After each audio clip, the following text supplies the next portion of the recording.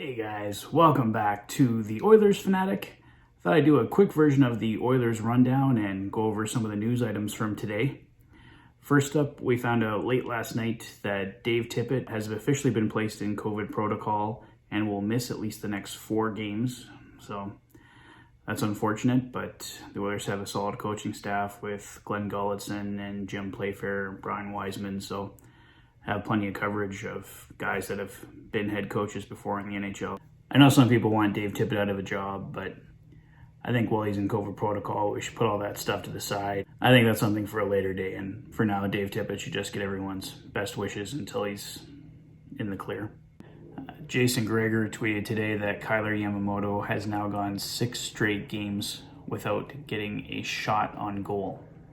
Never mind a goal, he doesn't have a shot on goal. And that's just entirely unacceptable for somebody who's playing in the top 6. I mean, everyone goes through scoring droughts, but when you're in the top 6, you have got to be putting the puck on net.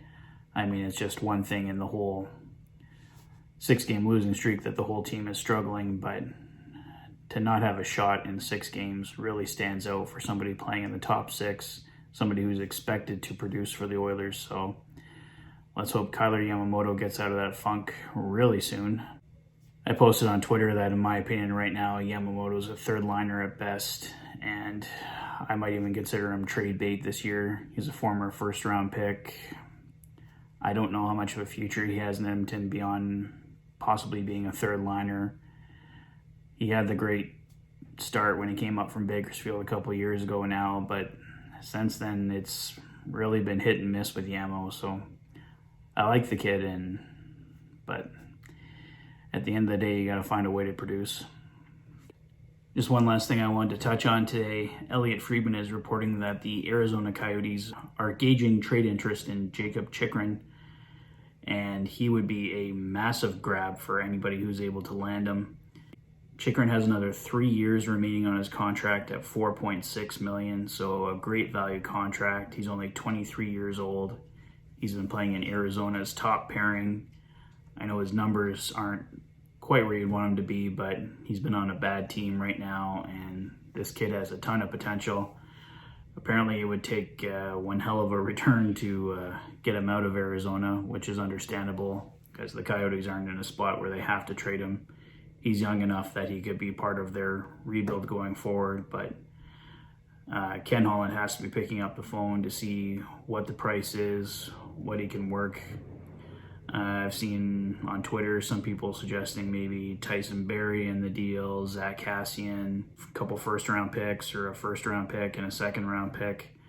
I'm thinking something along the lines of a couple first-rounders, some prospects, and then if the Oilers are involved, maybe trying to give them a Zach Kassian or something to make the money work, because the Oilers have to be money in, money out on these deals. So Kassian would be close. Maybe this is a case where you can include a Yamamoto who's been struggling and is a former first-round pick. But definitely something to keep an eye on for sure.